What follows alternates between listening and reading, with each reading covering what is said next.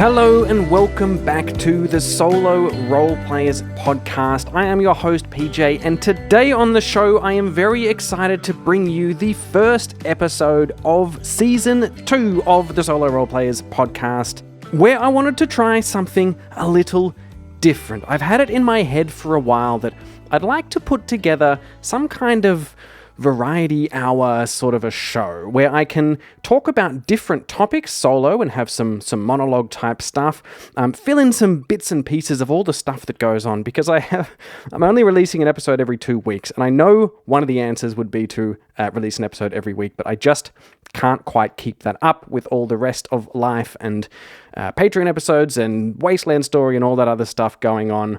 However, what I wanted to do is be able to find a format where I could put a few different things together that don't fit anywhere else, pull out a few things out of my head, and just have a space where I can just let out my innermost thoughts about this fantastic hobby and what's been going on, and try and give you something perhaps a little bit different, something that's not really out there in the solo roleplay audio space at the moment. And like I said on my birthday episode, or on one episode recently, I've always tried to just make the thing that I want to see. And what I want to see or hear in the solo roleplay space is something that we get in other podcast space. It might have some news. Actually, that's a good idea. I didn't think about news segments, although that requires a bit more prep. We'll come back to that. It will be a work in progress. Things like news, things like a main topic. I also have all these little bits and pieces of audio lying around from really cool stuff that listeners have sent me, or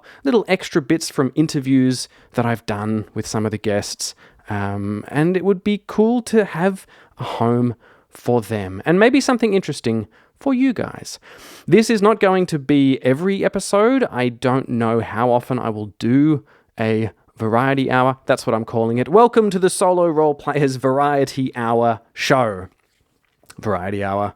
Not sure how often I'm going to be able to do this, because I do have a bunch of interviews already recorded. I've got probably a good 6 months worth of interviews already recorded or scheduled. So I'm not quite yet sure how I'm going to balance all that sort of stuff out. Maybe I do have to release some extra episodes, some bonus episodes, something like that. Or it doesn't matter, because time is meaningless in podcasting. Stick with me here as we get into what is now going to be known as the Solo RolePlayers Variety Hour. So what I wanted to do in this Variety Hour episode is to have a couple of different segments that I can keep as a loose structure to this show, because if I don't have a loose structure, I tend to go off on tangents you may be very surprised to hear. So far what I've got in mind, and I'm going to do this as a bit of an experiment, like everything, just get it out there, see how I feel about it, and tweak it as I go. But my idea currently is we're going to have a bit of an introduction about what's going to be on the show, and then we're going to talk about the segments. At the moment, I have in mind for segments, I'm going to have a session log, or the session log, which is what's been on my table since last you heard from me, which is often lots. We're going to check the tape, which is some of those, one or two of those little bits and pieces of audio that I've had lying around that I'd like to give a home to. Then we're going to roll on the treasure table, unless someone thinks of a better name for that for me. I would love to hear it, which is I'm going to talk a little bit about what things that have just arrived, things that I haven't had a chance to look at yet, that have come to the PJ household that I'm excited about. And then we're going to go into the main topic, the monologue, where I'm going to pick a topic and talk about it. at length, hopefully not too much length. And sometimes that may be the dialogue. If I have someone else in to talk on a topic, I'm really excited to do that. I have a bunch of the guests keen to come back on. It's just a matter of finding the right topic and the right time and all that usual juggling stuff that we're going to do. And without further ados, let's get into the session log, what's been on my table.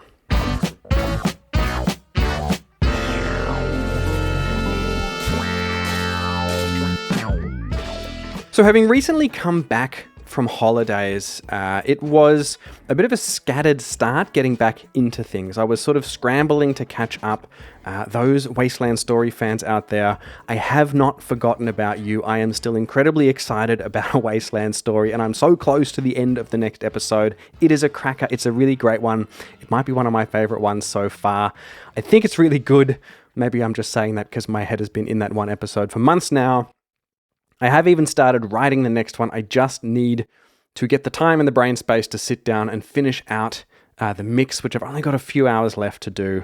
So that is still coming. I am still excited. I am still working on that secret project, which will give you more Fallout content in the future, regardless. Trying to get things back into a bit of a groove, and I've had a few things come in while I was away, which I wanted to cover, which I need to get to the table. More things have come in, and I'm just starting now to figure out, part of it was trying to figure out what this Season 2 is going to look like. And now is as good a time as any to tell you about that, what I've got in mind for Season 2, before I come back to what's been on my table. What I've got in mind for Season 2 is a bunch of different little formats. One of them is this topical solo sort of talk, this variety show thing, and the topical chat, which may or may not end up being integrated into the same format. That's what today's episode is going to be. We still have the interviews. Like I say, I've got a bunch of them lined up and or recorded as it is. We're still going to do some off-the-shelf stuff, although probably a little less frequently as I turn around. As I said on my birthday episode, I did manage to get most of the books off my shelf that I wanted to play, at least the big ones. The glaring omissions are The One Ring, Pendragon, The Witcher. Coriolis is a bit of a question mark at the moment.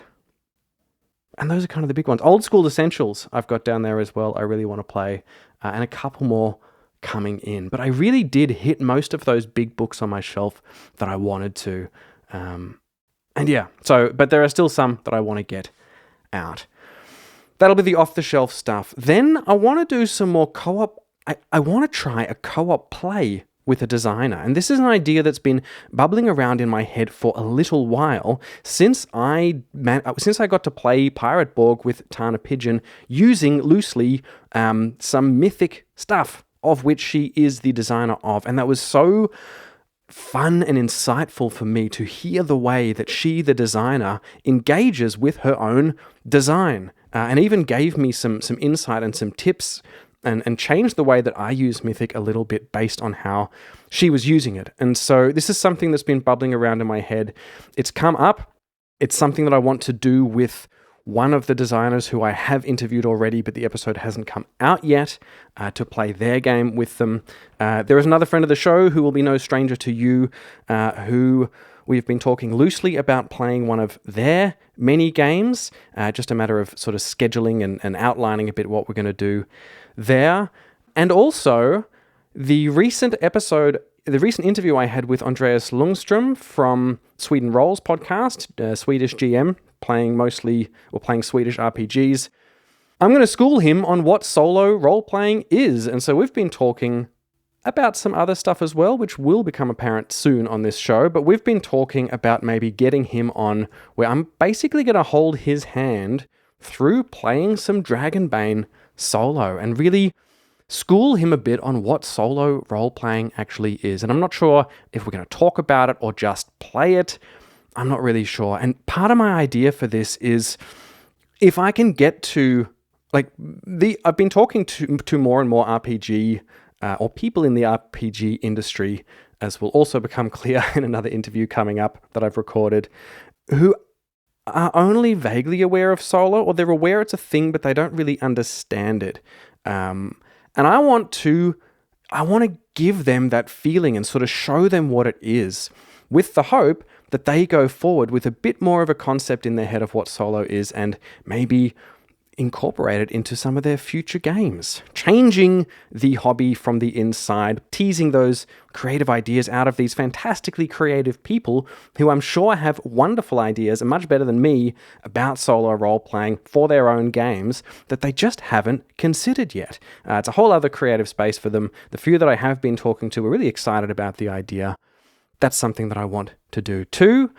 Another thing I want to talk about is another type of topic or format for the show is going to be some design talk. There are some things that have happened to me recently through the course of having this voice now and having this show where design is becoming something that, for better or worse, I am going to be getting a little bit into.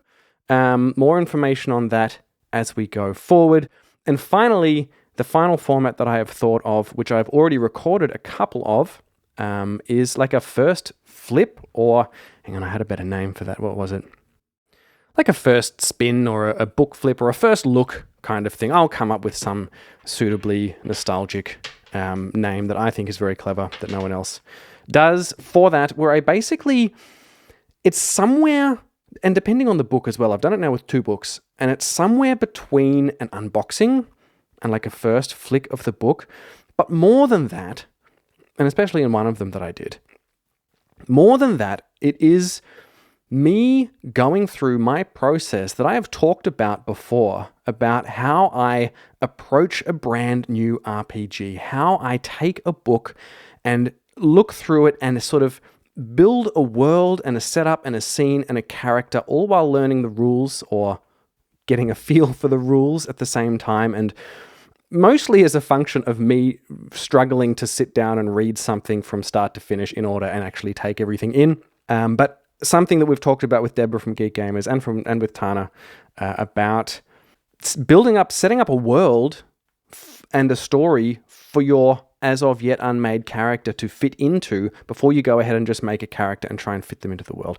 Just sort of part of my process. And my idea is that it gives you a bit of a feel for my process, B, a bit of a feel and idea of the vibe of the book and the game, both in terms of, I said feel and vibe too many times now, but feel and vibe of, the art, what sort of feelings it's giving me, what I'm relating it to based on a first look, how some of the mechanics work, and basically give you a bit of an idea of whether it's going to be something that you want to look further into or not.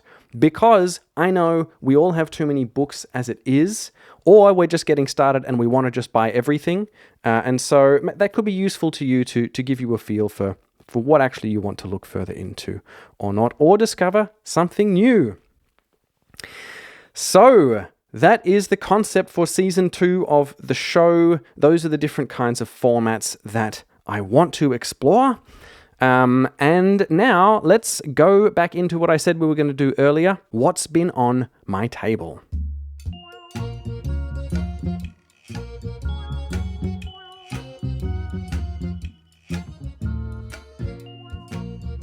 What's been on my table of late can be split into 2 parts. One is it's been on my table for non-play reasons, as in doing these first looks, these first flip things that I've been doing, which has gotten me in the world-building mood and mode.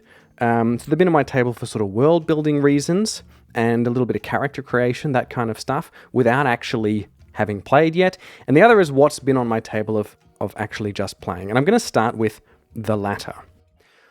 I had a little break from playing, kind of, due to the nature of the way things have been in life in the last couple of months, including holidays. The last time, up until yesterday, that I actually got to play anything was while I was away on my holiday up north. And I did manage to sit down with a Starforged session, which I'm going to talk about when we get into the main segment of the show, and with a session of Shadowdark where I pulled off one of the Cursed Scrolls, the 3rd zine, which is a Viking-themed zine module, and I played that while I was in Bergen in Norway, the day after having been on a boat in the fjords, and that was wonderful. Wonderful little experience there. I did do it live on the Patreon Solo RolePlayers radio session, but I recorded it as well, and I am going to put that up as one of our Patreon continued play episodes of these stories that I started in the last season of the show, which again I'm going to talk about when we get into the monologue. But then after that, I really had quite a bit of time where I came back home. I've had family here as well, and we've been doing the end of the holidays, family activity stuff running around. The house has been full, and I really haven't had much time or certainly not any silence to be able to record. And then, getting back into the swing of work and some changes at work and all that kind of thing. So I've had much less time to actually play than I wanted. And then the other day, we had the Patreon Solo RolePlayers book club where we were discussing the book Kal Arath, and that is something that I played and recorded just before my holidays. That episode will be out soon if it's not out already, depending on when this episode comes out. And on that play, I had mixed feelings about it. I recorded one session, and then I did another session off mic, and I sort of had mixed feelings about it. I'm not sure why. I don't know. And I realize now that it's probably because I was sort of approaching it the wrong way. I was approaching it in the way I usually play games for the show, which is trying to stitch together this big narrative. And that is a hiccup I've run into with some games. We'll get into that in another topic, I'm sure. But anyway, we had this book club where we talked to some wonderful patrons, one of whom has over 50 hours playing the game and was really insightful in what they love about it. Everyone talked about like how great the simplicity of it was, and the low barrier to entry to actually get in and play, and the procedural nature of it, really holding your hand to play, and that it made it work in really short sessions, and a few of them saying that they would play it even if they only had 15 minutes or just before bed or something like that. And that really inspired me, because I usually don't play something until I have a solid couple of hours where I can sit down and record and give myself breaks to go and have a walk or a think and come back and, all that kind of thing. It's a big, a bigger performance for me, for better or for worse. And that does mean that the barrier to entry is higher. I need the time, I need the space, I need the mindset to be able to do all that. And so the other day, I found myself with about 20 minutes time between being ready to go to work and actually having to leave for work, and I thought, bugger it, why not? And I sat down with Kal Arath, and I played a 10-minute session, and I went through not even a full day procedure, and then by the end of it, I had this situation where Thong, my hero, was surrounded by nomads, and he was about to duel with the leader of them while the others surrounded him on horseback, and I just had that as a setup, and I'm thinking, holy crap, how am I going to get out of this one? And then had to go to work. And it was really great. I spent the day thinking about, or popping into my head at least, about what Thong the Barbarian was going to do. And it was totally, totally worth it just for 10 minutes. And then I got back home and didn't have time to do it. And then the next day I got home from work and I sat down, and while water was boiling or something in the kitchen, I did another 15 minutes and finished the battle, nearly just about to finish it. I'm going to go finish it after this, but I think we're going to be okay. And it was great. I really, really enjoyed that, and the pressure being gone about trying to make a big narrative or worrying about my handwriting or all those other things that often slow me down, and I think slow a lot of people down. And I just sat down and I rolled very happily using which is dipping into the treasure table segment a little bit, but using my new null dice, just as D6s, and then also occasionally as NPC reactions. Works beautifully for Kal Arath and any other game using 2D6. And thoroughly, thoroughly enjoyed it. It's still sitting on the table downstairs, away from my main play recording space. So on the kitchen table, annoying my wife, and so I have to go down and finish it after this recording. And I'm really looking forward to it. So that has been a really, really nice, refreshing thing. I highly recommend you look into Kal Arath if you're looking for something small. It's also not a huge footprint. I have the little A5 spiral bound book that I got from Lulu very reasonably priced, and I really like it as a product. And I have a small A5 notebook and my 2 dice and a pencil case, and that's it. It's great. It's really good. Recommend checking it out. Have a listen to that episode, or keep an eye out for that episode when it comes out shortly. That was Calorath. The next thing that I had on my table were 2 books that I did for these first look episodes, and that was The Great Dark, Coriolis, and Dolmenwood, which you will hear more about when those episodes come out and you can listen to them. But I can say, certainly, Dolmenwood has gotten me very excited to jump into a big new world and a big new story. And this, as a product, I mean, it's huge. It's a lot of stuff. Another job for me today is to make some tough decisions on my shelf, because my shelf is not allowed to get any bigger. Some things need to go and move down to to give away, maybe, hint, hint, or the not currently playing, look at another time box. I'm not yet sure. It is a big stack of books, but I do think the way that it is laid out, the way where you have a player map, which is sort of very vague and doesn't give you much information, and then you have a campaign book for the GM where every single hex is keyed with a full A4 page of information about it. And I think for an overland travel solo game, I'm not sure what engine I'm going to try with that. My plan at the moment is to try it with the plot unfolding machine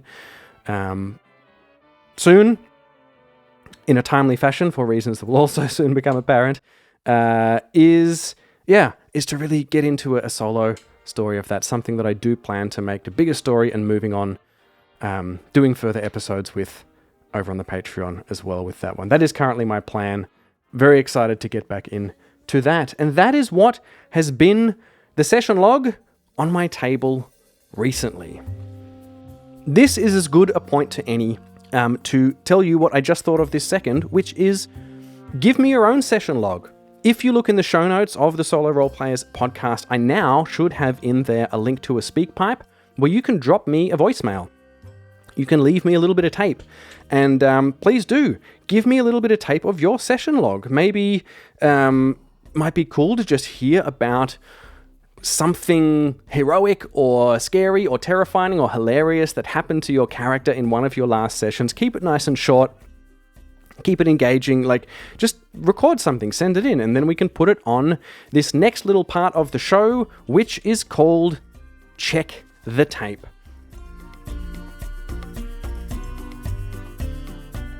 Where I have today 2 bits and pieces of audio that I want to show to you. The first one coming from a new listener, Nick. And Nick wrote in just to say good day and to tell me a little bit how they're getting started and how the show has helped them. That's really warms my heart to hear. That is the reason I'm doing this. If this show has helped you get started, I would love to hear from you too. Ideally in audio, but you can email me as well. And in addition, they got through their initial steps into playing and now are keen to set up a big Shadowdark campaign. And as a way to get them into it, and I love this, I just love this, as a way to get them into the campaign that they've been piecing together, they recorded, they said recycled a setting and from an abandoned D&D campaign that they GM'd back in the day, and putting together this campaign and recorded a little piece of introduction audio for themselves for this campaign. I love this. Nick, thank you so much for writing in, and this is Nick's introduction to their Shadowdark campaign. The parchment was a heavy vellum, creamy, white, smooth to the touch.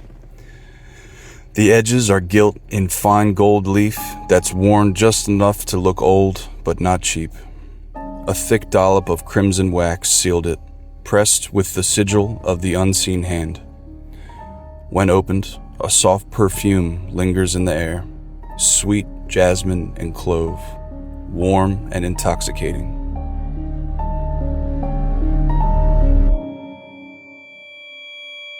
At the top, a decorative crest in fine ink, all intertwined vines and roses, a subtle motif of opulence. Beautiful, symmetrical, and somehow still faintly ominous. My host wrote in a deep burgundy, nearly the color of dried wine. In the light of the fire, it looked like blood. The hand is flawless, sweeping, elegant, as though penned by a practiced scribe. The table is set, the wine is poured, and the ledger lies open. Come, won't you? It is so dreadfully rude to keep a host waiting. I've already arranged your place at the table. Your transportation will arrive within a day. No response is needed, for I trust your steps will find me soon. If I didn't know anything about the Order of the Unseen Hand, or anything about the person who sent this summons, I would think that it was an invitation to dinner from an old friend, or maybe a past lover trying to rekindle a lost flame. But the familiar and informal tone hides something sinister. The fact that this invitation is really referencing a debt owed, and the fact that I never told Balthazar where I lived, makes everything much more unsettling. I guess I should get my affairs in order and prepare to travel back to Grim Harbor. Thank you, Nick, for sending that in. I really, really hope that you are already knee-deep in the grit and filth and muck of the Shadowdark and that you're enjoying yourself over there. Please do report back. Let me know how it's going. The second piece of audio that I wanted to drop in today was from a little bit extra green room discussion that I recently had with Kezar Kapakle, the fantastic, wonderfully weird designer. The design's not the guy. Whose games you can hear more about over on the interview that I did with him a little while ago. And because I was starting at the time to start some of these design things that I've been getting into, Kezar popped up and said, "Hey, can I give you some advice?" Or maybe I asked him for a little bit of advice, and he gave me some really fantastic advice about how on earth that one starts going about putting together tables, random tables. And this really helped me just from a conceptual point of view about how one actually does this and why one does it and how you make what works for you. Now, even if you're not going to be designing things, making your own tables is a really cool, fun exercise that you can do, and you can tailor it specifically to the setting or campaign or game that you're playing, even if it's just a little table, even if it's just a little table for that session. Like that you're going to go from point A to B, but you don't know, that some things are going to happen along the way, you don't know what. If you get an encounter and then you put maybe down 6 things or whatever, I don't know, whatever it happens to be, I think it's a really enriching and engaging part of this hobby and activity that you can do yourself in your own games, even if you're not designing anything. So thank you, Kezar, for that. Kezar will definitely be back on the show to talk about more design stuff in one of these other formats or dialogues that we have. And yeah, check out Kezar's stuff. And this was his advice to me, PJ, but I'm sure he won't mind you taking the advice either. What I do is, while I'm designing the game, specifically Against the Wind, I'm creating specific procedures for different things. So when I go for crafting, for example, let's go for this example. I said, crafting is something that I'm excited to play with. So I go in my head through the imaginary moments of me playing this game, and thinking, it would be fun now if I had a table of X to do. All right, so then I would do this table. Now I think of what kind of entries would make me excited about the result that I had. So that's the start of the process. Like, I get I don't know, a bioluminescent bug. I love bioluminescent stuff. So, that would be a very interesting ingredient that I had in my table. Okay, that's one entry. And I close my eyes, I imagine me playing, or I imagine the world I'm in, and the person, the character doing the stuff. What would be fun to have there? And this goes for nearly 50% of your entries, depending on the size of your table, of course. And then you have to go for references. At least I do. For example, Against the Wind has Mouse Ritter and Words Without Number and other as a reference, because I looked through their tables a lot, and I looked through Reddit a lot, and I see people doing stuff, and instead of just picking their results and putting it in mine, what I'd like to do is like let the imperfect inspiration, that's what Hannah and Evan from Design Doc say, that's something that you like, but something that you want to change. You know, and there's an entry in a table, and you say, oh, that would be cool, but what if, and then you have another entry. So it's a very... So it's almost using those reference tables then as sparking your own ideas. Yeah, but you gotta go through things, because sometimes like you write 12 out of 20 entries and you're convinced that the words in the world finished. There are no more words. That's it. There are no other entries possible in this plane of existence. Then you have to go outside, and sometimes I listen to an actual play and I say, oh, this is interesting. And just hearing words pop out, or images or something like that. Exactly, descriptions. Yeah. So that's what I said about your game design brain never turning off, is that most of those entries I didn't really write when I wrote them.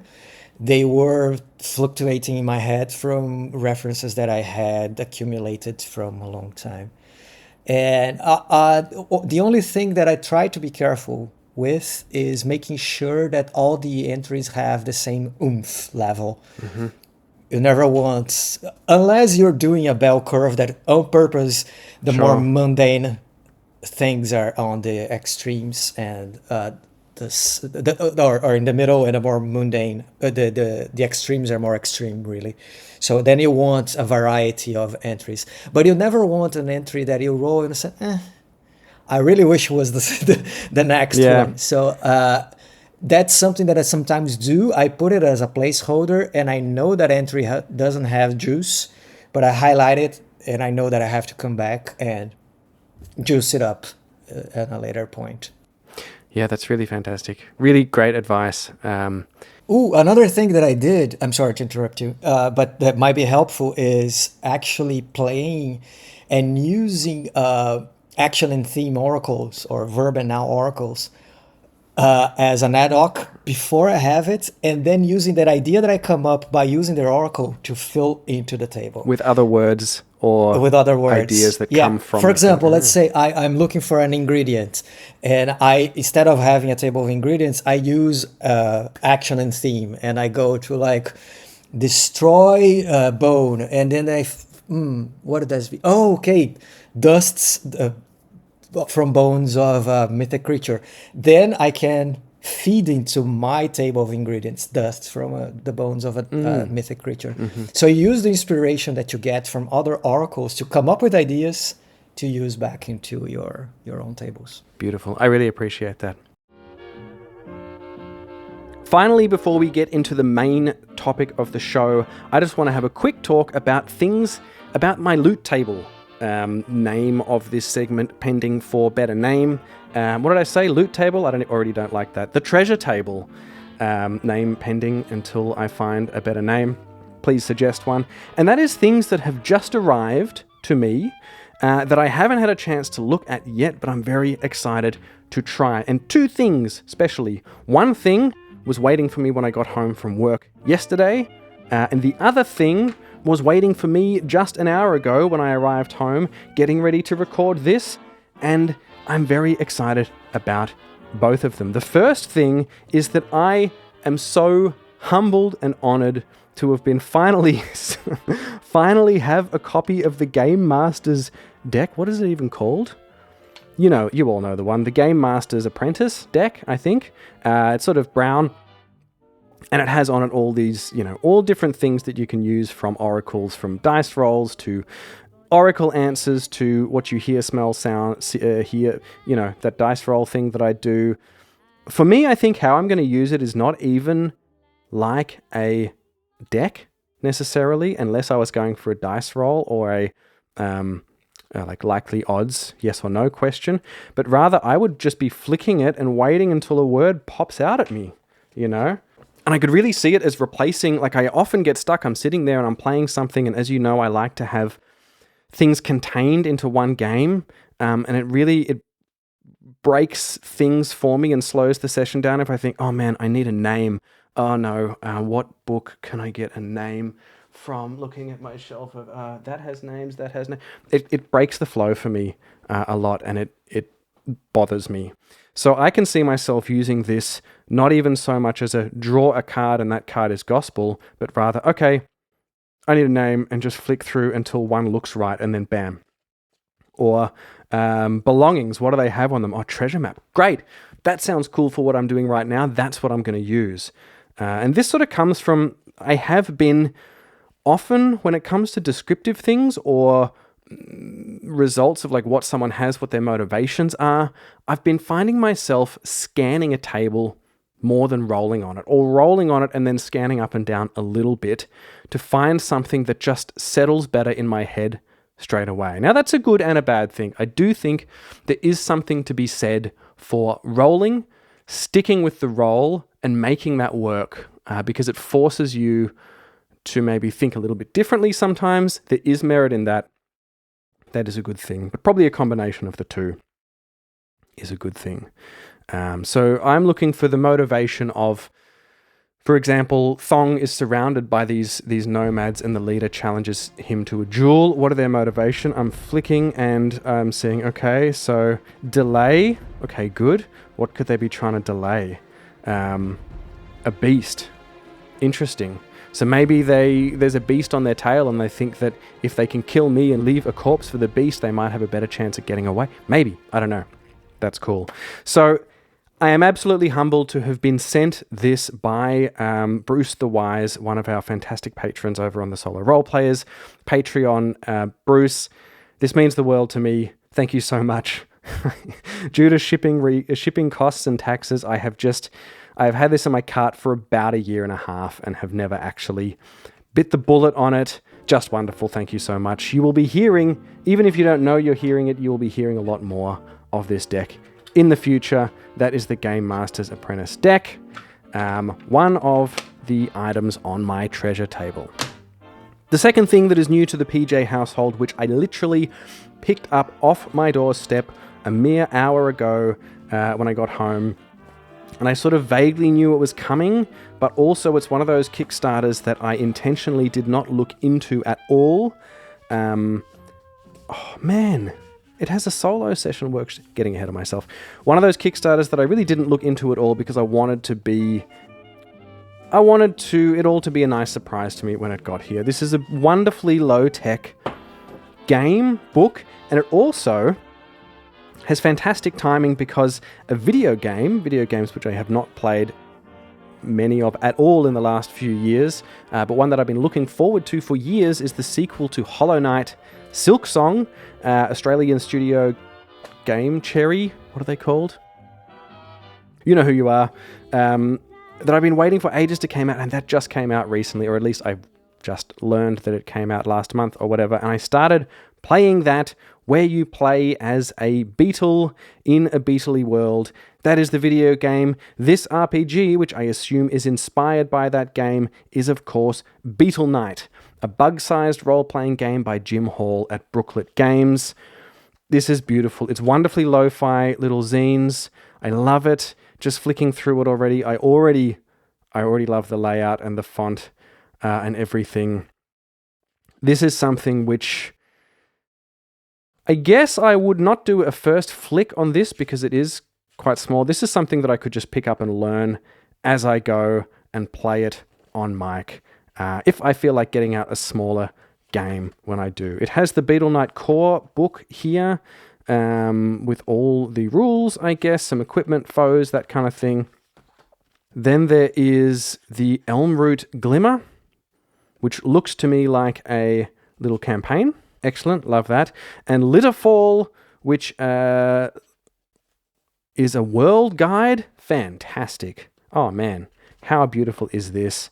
Eggfall, which is a glossier little magazine. That is wonderful. This must be is this the solo thing?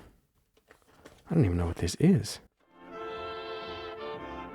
So everything else is this papery, beautiful lo-fi matte. Love it. I love the pastel-y colors and stuff. Primary colors, you can stay away from me.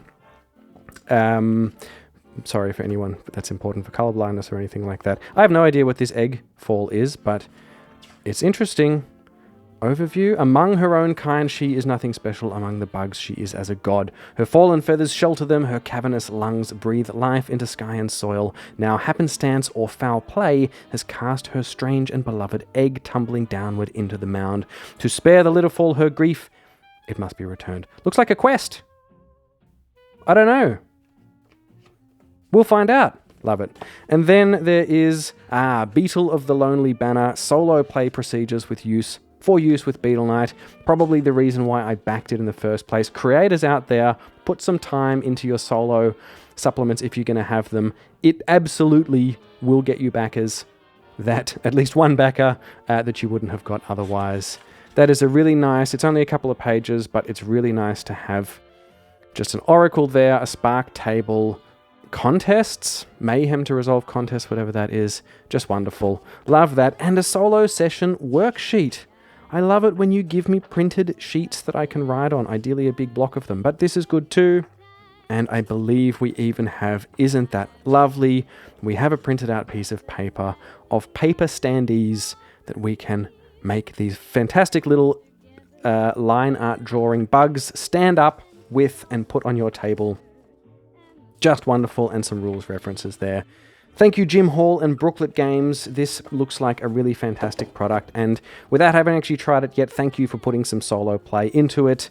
That is the last thing that is new to my house on the treasure table, and it's time to get into the main segment of the show, the monologue, performed by yours truly, after I make a cup of tea.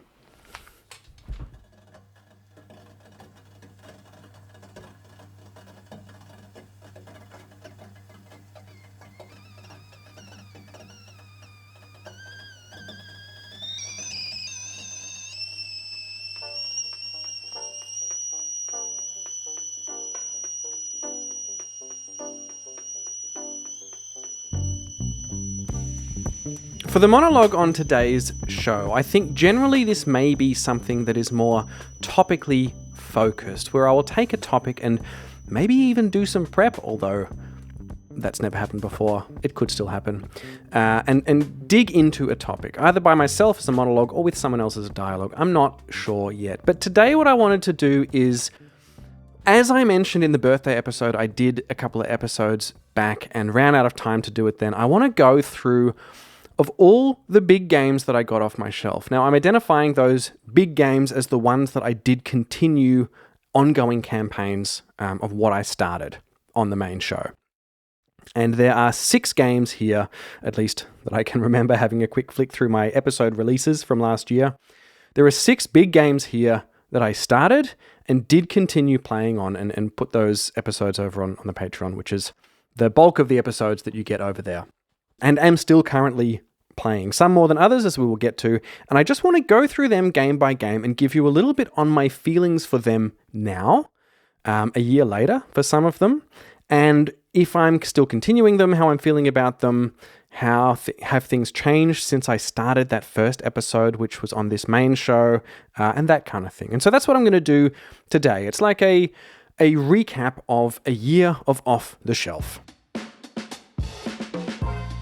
The very first game that I got off my shelf for this new segment for the show last year, when the show was young and fresh and was only going to be an interview show, and then I thought, actually, I want to play some more games, because Fallout I had to stop playing because I was too far ahead of the narrative and was realizing how slow I was at writing and recording the actual episodes, and thought, but I really want to keep playing and having more stories, but I can't do all this narrative writing and all this big stuff. Why don't I just try playing something on mic and sort of doing it as I go and not having to write a big story, take the pressure off a bit, because I had this looming shelf of games that I was excited about, and you can hear my audio change as I turn around and look at the looming shelf.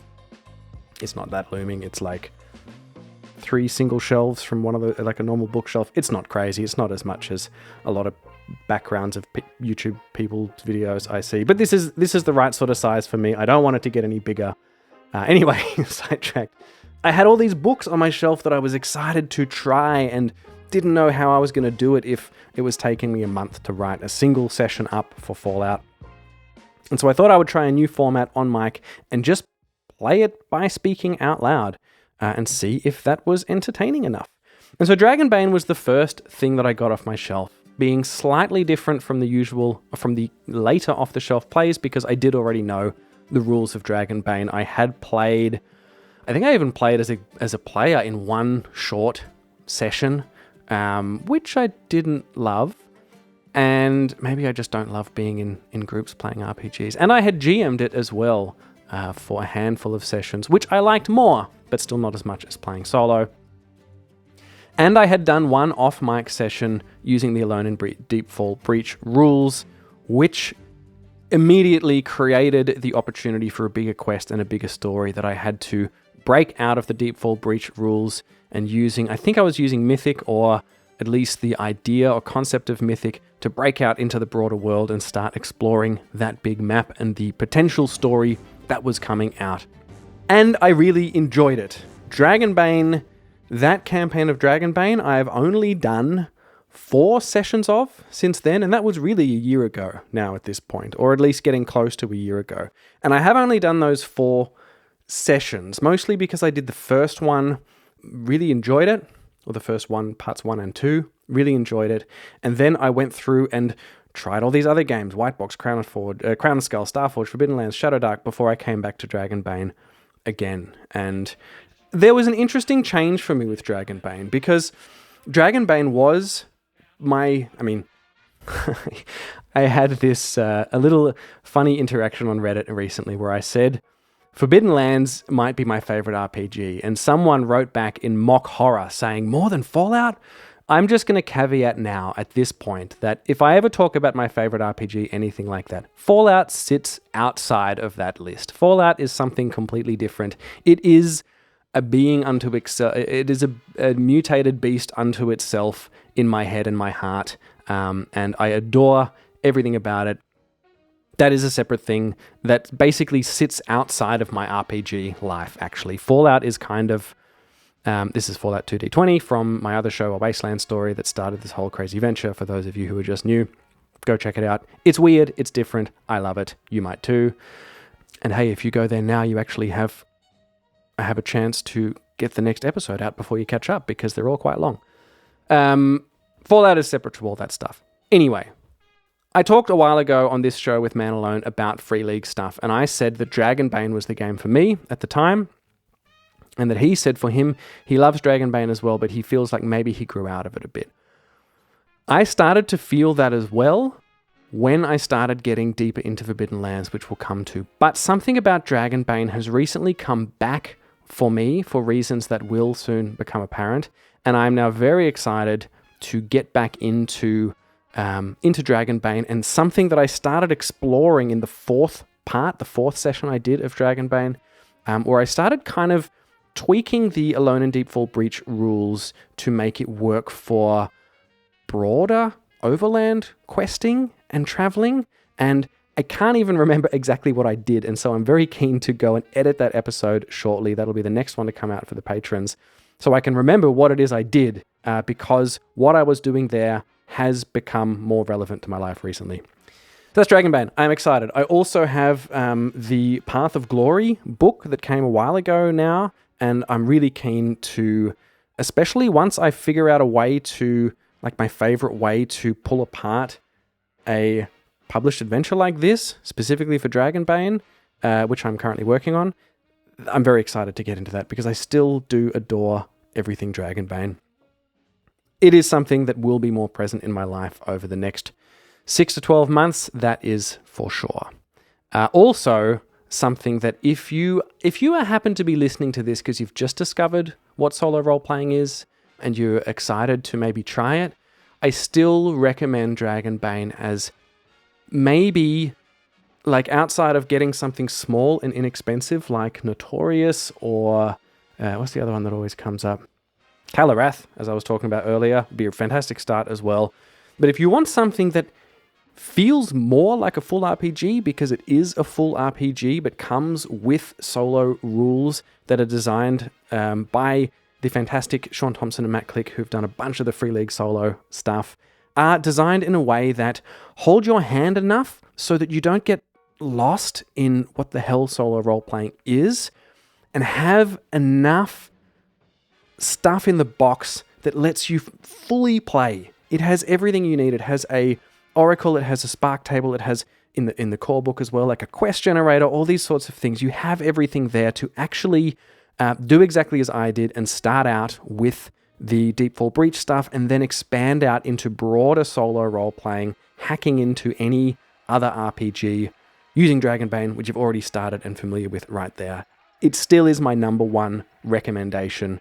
It is also incredible value for what you get in that core box, which an episode that I can highlight from someone else that I listened to recently, from Sly Flourish, over at the Lazy Dungeon Master, I think is his show. He recently did an episode about the Dragonbane core box and about solo play, which was really, really fantastic. I couldn't say it better than him. Go listen to that episode as well. If you're getting started, I highly recommend Dragonbane. Moving on. The next thing that I played was literally my first toe dip into the OSR. Now, the OSR is actually, I'm making a note of this now, the OSR is a topic that I think would be worth covering more broadly, probably in a dialogue with someone who knows more about it than I do, because as we've talked about, and as you all know, my level of prep is not great, and that would be a lot of research to make sure that I got everything right with that. So that's definitely a good topical discussion to have with someone, I think. Essentially, it's old school. It's original in the original tradition, as they say. And White Box was kind of it was definitely my first time playing anything OSR. It was my first time soloing anything OSR and even beginning to understand what that even meant. And it has a real soft place, a real spiky, a real soft space in my heart, because there is something that I really adore about this tiny, svelte little book. And, you know, this has also come up again in my head today because although I've kind of been off YouTube for a while and not watching any YouTube for various reasons, mostly sanity and productivity time, I did come across a very recent video from your friend of mine, Geek Gamers, who is one of the people on YouTube you should be looking at, especially if you're new to the hobby. And she was talking about her playing, how she plays White Box. And I'm going to go finish this video if I have time, after I finish recording this, and then finish seeing what happens to Thong in Kalarath. Anyway, too many things to do. So it has been present in my mind. And the concept that a little svelte book like this, it is less than a centimeter thick, that really could be almost all you need to play countless solo adventure or group adventure, if that's what you want to do. And from what I saw of Geek Gamers videos, she was playing it pretty much with the solo adventure sheets, I think they're called, which is really just a couple of printed out pages. And you could, just with that and just what's in that book, have unlimited old school experience in the traditional tradition. And I think that's really great. It is something that I want to get back to, and something that I haven't yet got back to because of something I haven't played called Old School Essentials. And these are two things that I sort of want to compare to each other, combining other projects I have going on with another little game called WhiteHack. And I know in my mind somewhere there are, as you hear my audio change like this all the time, it's not bad mic technique, it is me turning around to look at the books on my shelf. Call it atmosphere, transparency. I don't know. What are you talking about, PJ? There is something for me in the old school which sits somewhere between White Box, Old School Essentials, WhiteHack, and Shadowdark. And in my head, there is the perfect tailored combination of those things that come together, which is my way that I play OSR. Just me, just for me, by me, for me, that kind of thing. So there is something in there. I haven't played WhiteHack since. I did another episode, a second episode of that, over on the bonus, over on the premium stuff, and really enjoyed it. And I had a third episode in mind. It was a sort of a short little campaign in my head. And that third episode still exists, and the characters certainly still exist in my head. Thong from Kalarath is kind of this character I started, Tor, I think his name was, in White Box. The characters certainly exist, and the loose outline of the story certainly does still exist, and it is something I do want to get back to. It just may not actually be in WhiteHack.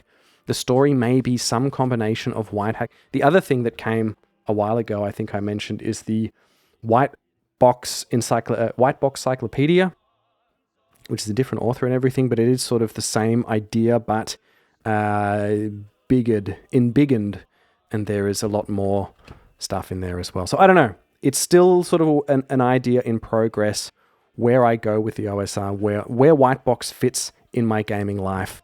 But it was fun moving on to that second episode and seeing what happened to Tor and stuff. Actually, I must go back and listen to it because things were simpler for me back then somehow. White Box is great. It is also incredibly affordable. If you go onto one of those dreaded large retailer, or ideally if you can find it somewhere else, it is cheap. I think I paid like $7 for it or something. It's cheap. It's great. It doesn't take up much space on your shelf. You could throw it around and beat it up and not worry about it, and you could just carry it everywhere with you. For that matter, WhiteHack too, if you're interested in that, although that is currently trickier to solo. We'll see if that changes in the future. The next game that I played for the show is an interesting one, and that is Crown and Skull.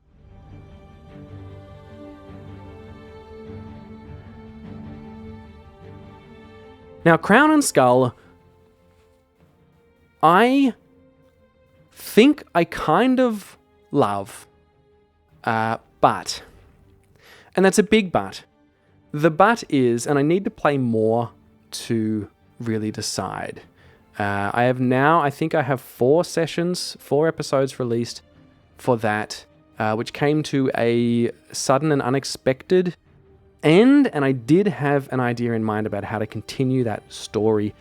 But the reason I didn't continue with it, although I am right now staring at a wonderful big coloured Crown and Skull map pinned to my wall behind my microphone, and I did go and get the second volume of the book, which is exciting because there's more stuff in it, and I love the format of the book, I love the size, I really loved the experience of using the book to play the game, the way that the hexes worked, the exploration worked.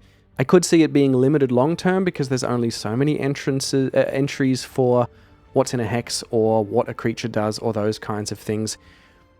But I had an issue with the system in the end. I don't think I liked the system. I don't know if I would like it more in group play. And if you don't know, that is a system where you don't have hit points, but rather your skills and equipment get disabled basically until you have nothing left, and that's when you die. And I don't know. It felt too restricting for me, especially in solo play, because it basically says if you don't have a skill, you can't do a thing. And so even to the point of if you don't have the sneaking skill, you can't sneak. And I think I can see what they're going for. And I mean, the idea is that anyone can try to sneak, right? But if you're so bad at it, then you're going to be seen. And therefore, you should not roll, and this is an OSR thing as well, if it's easy enough to do, then you don't roll for it. You know, if it is the kind of sneaking that your average Joe could do, like in the dark, in the rain, and you spot someone, can you like get around the back of the building? I don't know. If it's the kind of sneaking that anyone could do, then you don't need to roll for it. And that's probably the answer that I was missing. But not being able to try something, if you don't have the jump ability, you can't do a jump. Again, if it's the kind of jump anyone could make, then you just don't roll for it. Maybe it was an attitude angle thing for me there as well, but already feeling limited in what you can do and then having the damage you take make you be able to do less, had that kind of, that diminishing power triangle funnel thing. which can be cool, but I just wasn't really enjoying it. And it is something that I absolutely want to and will get back to, but it is the candidate for my next little hack, like the hack I did for Forbidden Lands, which I've just been that's just how I play Forbidden Lands now, with my little hack, and it's great. I love it. Looking forward to getting back to that too. We'll come back to it. So Crown Skull, I will be continuing. I do love the world. I love the way that the books are. I found them really easy to play with. It was just that mechanic that was sort of bothering me. So that's where I am with that. I have, I think, 3 or 4 episodes of that I've done, and sessions of that I've done. And I do, even though it had a strange ending, an unexpected ending, I do have an idea of where that's going to go next, and I do plan to try it. The next game is wonderful. It's also it's in a strange place for me. Never have I struggled with a game so much, I think, even though it's fantastic, even though it is literally built for solo play. I don't know why I can't play this game. And I'm determined to figure out why I can't, A, B, how to play it, because I know it's great. I know there is something in there that if I can just find this angle and figure out how to do it properly, what is wrong with my approach that is clashing with this game somehow. And that is, not to bury the lead, that is Starforged.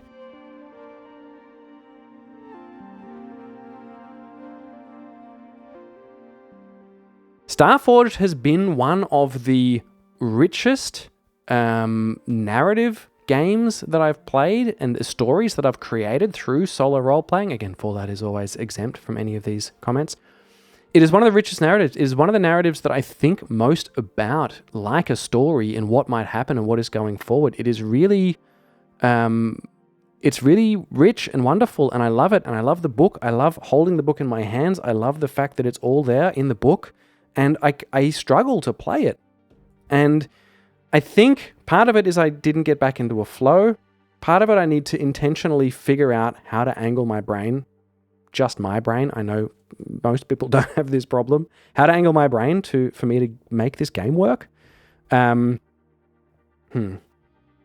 Sean is one of the patrons over on our Patreon. Maybe I need to beg Sean if he can give me a lesson somehow on how to play his game. Yeah, I don't know.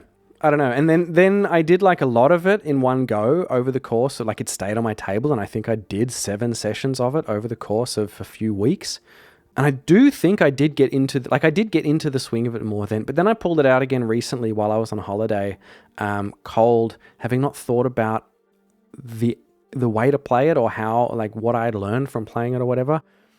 And I just didn't have fun. I just wasn't happy with where the story ended up. And I've even decided I am going to keep playing it, but that entire session that I played and recorded is going to be some kind of vision or something, because it didn't really happen like that, because I don't like how I got to where I did narratively, and I don't know why I got there, and I don't know why I didn't have fun, and I don't know why I keep stuffing up this game. So Starforged is a really strange relationship for me with the game. There is no game that I have that I want to be better at more than Starforged. I will not give up. I will continue playing Starforged. I will figure out how to do it, or at the very least figure out, hey, maybe it's not for me, but I don't think that's the case. I think it is for me. Maybe I need to talk to Matt Risby as well about it. He can give me a lesson. Or Steve from Aaron Adventures. All people who are keen to come back and talk on the show. I don't know. That's Starforged. I highly recommend trying it. At the very least, go and try Ironsworn. As I talk about it, if I were to give you advice, if you're going to try Ironsworn, I haven't actually played Ironsworn, but same sort of theory. And what I'm going to try next time, what I've decided I'm going to try, how I'm going to try and angle my brain next time, and I recommend you try.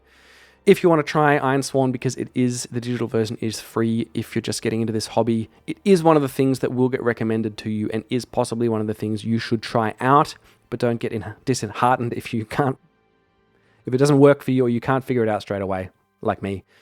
If I were to give you or myself advice for going back into it or to the next session, that would be to be just tell the story of the scene rather than thinking of where you can fit the mechanics in.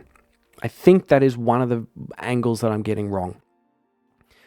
Tell the story as you want to say it, building things out, using the oracle and whatever else, until you hit a point where you're not sure what your character needs to do, and that is when you reach for a move, reach for a mechanic. I think that is the way to do it. I think that's what I'm going to try next, and I think maybe that will help me. Let me know. Do you have any advice for me about how to play Starforged? I'm not sure. It's a wonderful game.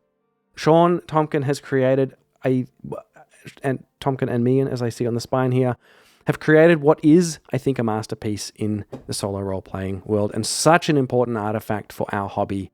And further, everything that Sean and his peers do for solo gaming in general. I cannot speak highly enough about his and their designs. So yeah, that's Starforged for me. It's tricky. It's complicated. But I love it.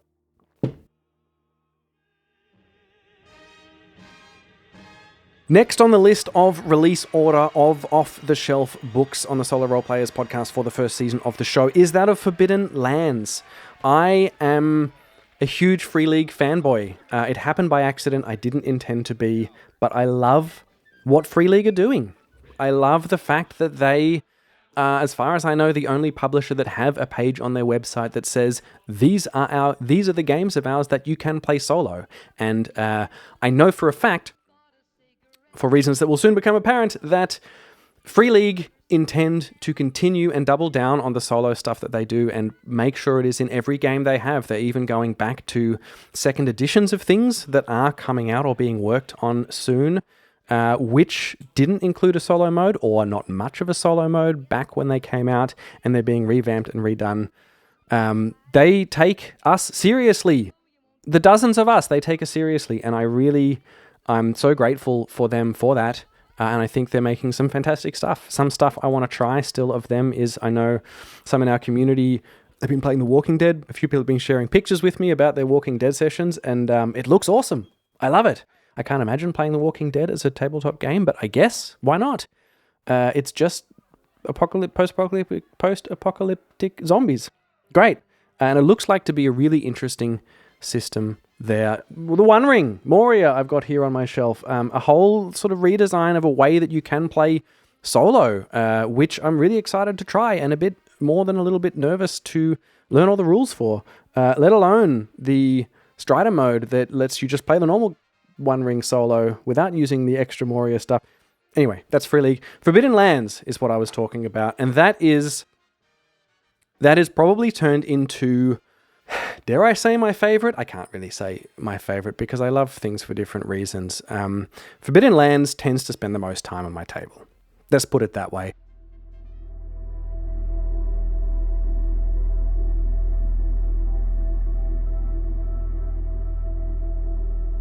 Over the last year, I've done 8 or 9 episodes, I think, recorded, like sessions, long sessions. I've also played, it was the first game that I actually tried starting to play, big game that I tried playing off mic and really, really loved it. I'm basically in season 2 of Forbidden Lands sessions on the premium feed. And I love it. It's great. I've just bought and ordered from Lulu a whole 2 books of expanded rules, which, I mean, there's already a lot of books to flick through, but there's so much depth and richness in there. And that combined with the way, the sort of the philosophy of the books, which is, as far as I can tell, books that are really easy to GM, and that happens to lend itself. That's also a little bit, by the way, Crown Skull, what that philosophy is, but more so in Forbidden Lands. Books that are easy to GM and therefore really suited to playing solo. I find that the combination of the procedural nature of the hex crawling and the exploration overworld travel is fantastic for solo. To be able to say, okay, new day, new hex, do this. Roll on this, do that, do that. And then when you go and look at one of the encounters, it is more than just saying 2 spark words, which you can do, of course, and can be great, but too much of that can put a lot of load on your creative brain while you're also trying to manage rules and all these other sorts of things. And in Forbidden Lands, they give you an encounter which is kind of specific, but also vague enough that you can picture what's going on. Specific enough that you can picture what is going on. One example from one of the sessions that I did is, as you're walking through the jungle or the forest or whatever, you find the remnants, and see how clear it still is in my head? This was 8 months ago. I don't remember anything.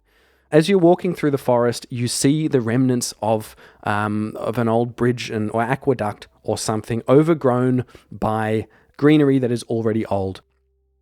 As you continue to pick, and says it comes from the times of whatever, and I'm like, great, then I can look up the lore in the history of who this person was and helping build up the world around me. And then it says you find, whatever it is that you find there, and then some artifact related to that particular time period or whatever that was lost to time. Fantastic. Really, leaves enough for you to either just take it as it is and keep going if you're arrow focused on your current story, or if you're looking for some story, you could easily take one of those things and say, hey, this is it. I have a vision from one of the gods or whatever that this artifact is important and needs to be returned to the sacred place because it was being transported from point A to point B hundreds of years ago before the blood mist, and there is wrongness in the world because it needs to be whatever it happens to be. There is enough openness in the encounter descriptions that you could take it a whole other way if you're looking for meaning and purpose in your story at that time. I just looked around and found some gold coins and kept going, and it was great. And I still remember that stuff. It adds to the world building and the vision of the world I have in my head. Just wonderful stuff. So that's Forbidden Lands. I've started now playing the what is it? Raven's Purge campaign. The other thing is that the adventure sites, the layout of the adventure sites in there are also, I think, really useful for the solo player. They're kind of simple enough that if you can attack the published adventure aspect of it, if you even want to do that. You don't have to engage with them at all. You could just play complete sandbox without doing the adventure sites or any of the narrative that does happen in the books. There is a loose narrative in the core book, and there is a full narrative, like a full adventure campaign in each of the campaign books. The others I also plan and want to eventually get and play through somehow. But yeah, the adventure sites, they lend themselves to having a few different approaches. I think that is what it is that I love so much about Forbidden Lands to Solo. I think the structure and the bones are there to give you just enough meat to allow you to engage with it in the way that you like to engage with it. I experimented with the adventure sites doing both just sort of reading and playing through it, which I enjoyed, because it's not like you're reading blocks and blocks of text and then saying, oh, well, I guess I roll to see if I saw that. They're sort of short little descriptions of each of the locations. So it's not so you don't feel too robbed if you just play through it. And I did that in a place called Weatherstone. Really cool castle. Becomes important in my story. I also then started trying doing like a half mythic, testing the scene. Like you read what the next location is. It's like a point crawl. If you don't know what the adventure sites are in Forbidden Lands, you get like, this is the castle. It has a map of it. It says like point 1 is the entrance. This is what's here. There's a guy there. There's a dude there playing a flute by the fire, And so I also tried approaching it then, testing the scene, like treating the description of what was at that point as a scene setup like I would in Mythic, and then ask, basically, does this happen? Like testing that scene and then getting an interrupt or, whatever it happens to be.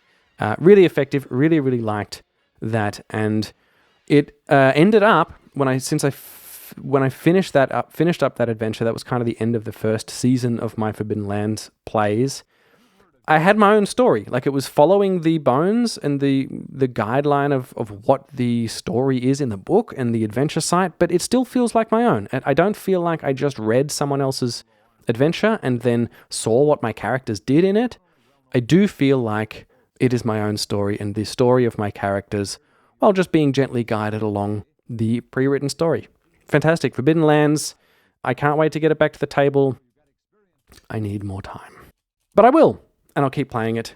And I love having the big map laid out on the table and putting stickers on and just going from hex to hex. It's just really fun, especially now because as much as I love Free League, and this is really just my weird thing, but the dice mechanics in the Year Zero engine just bug me for some reason. I just have less fun with them. So I hacked it and use my own system now, and it's great. I love it. I'm still working on it. I need to get back to it once I start playing again, tweak a few things. Actually, if you're interested, and you're playing Forbidden Lands and you want to try my system, I did a couple of episodes, I think. There's certainly one on the main feed about my hack of it, and I do have a post over on the free members part of Patreon/SoloRolePlayers where you can get my hack. It's a single A4 page, and it, I think, does a pretty decent job of explaining what I'm doing. Probably worth listening to the episode that I did, playing an example of it as well. Yeah, it's cool. Hack stuff. Hacking's fun. I like it. Finally on the list, the last book that I officially got off my shelf, because I did have a failed attempt after this one, which I'm not ready to talk about yet. Too painful. Was Shadowdark.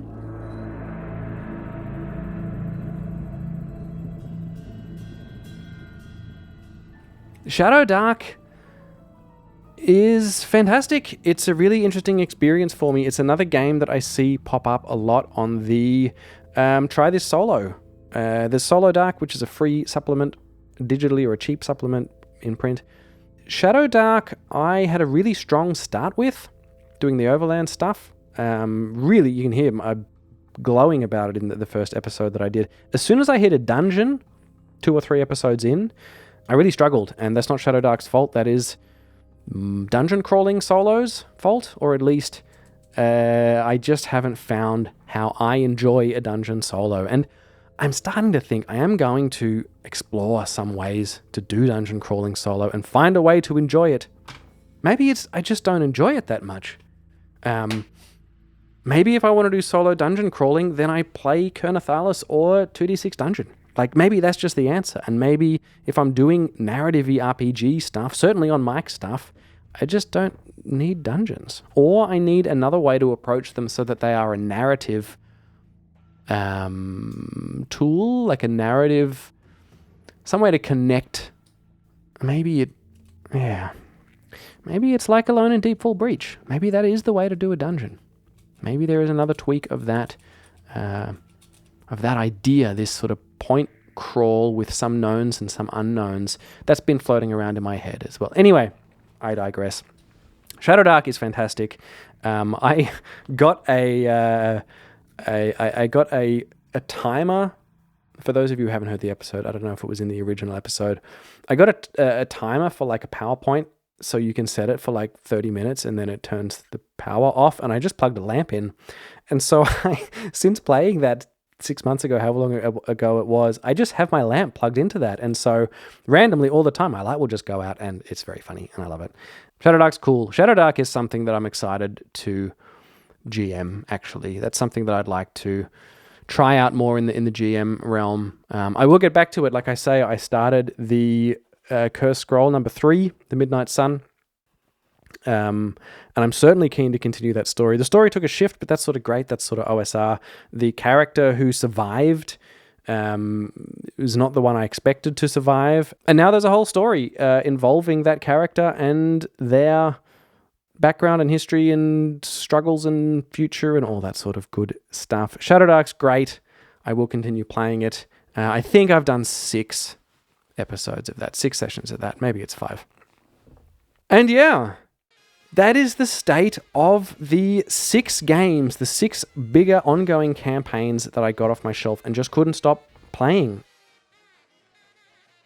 Looking back on it, I know I talked a bit about this in the birthday episode, but I often don't feel successful until at the time, or feel like I'm doing good at the time. But if my goal was to play more games and to experience more systems and to create more stories, and characters and immerse myself in more worlds and in analog activities and creative thought and all that stuff, looking at this list and talking about it now, I really, really achieved that, all by just saying, I'm going to pull books off my shelf, even if I don't know the rules, and just bloody play them.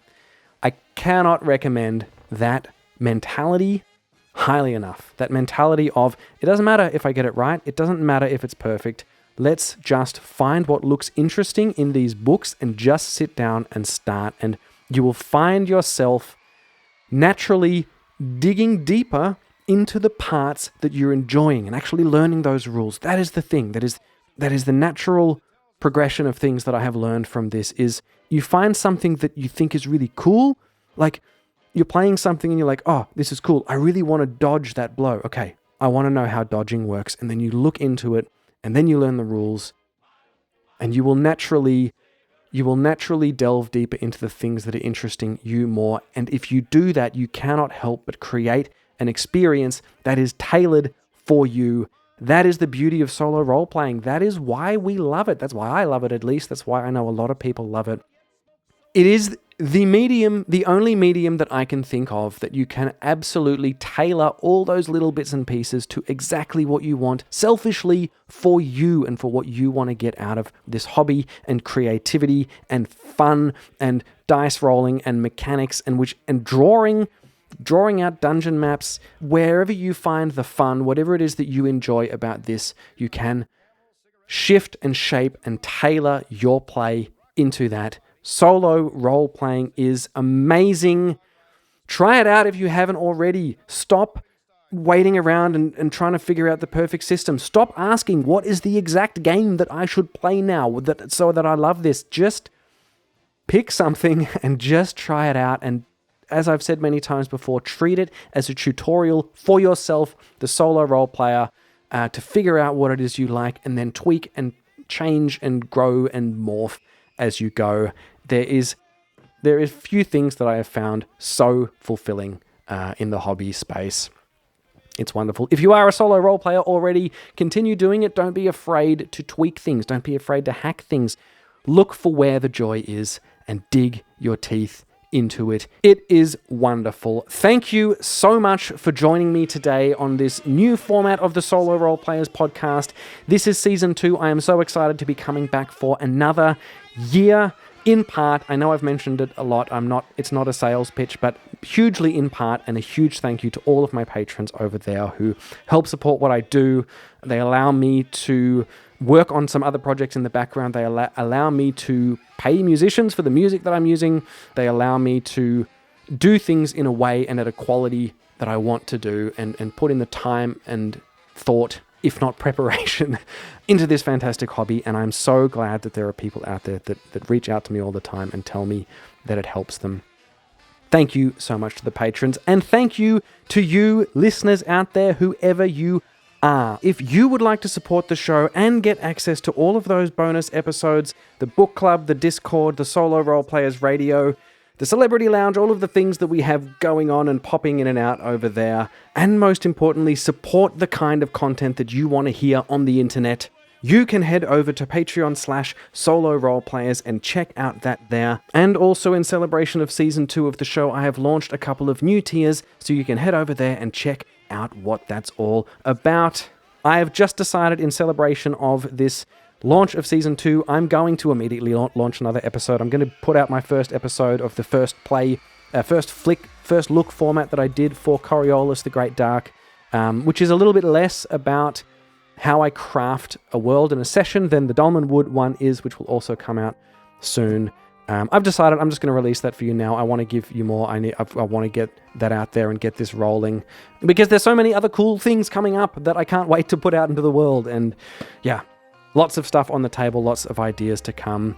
Please reach out and say g'day. Send me something on the speak pipe about one of your sessions, just saying hi, whatever it is. Send me an email over on SoloRolePlayersPodcast@gmail.com. Do not yet look for a website, although yes, there is still something coming.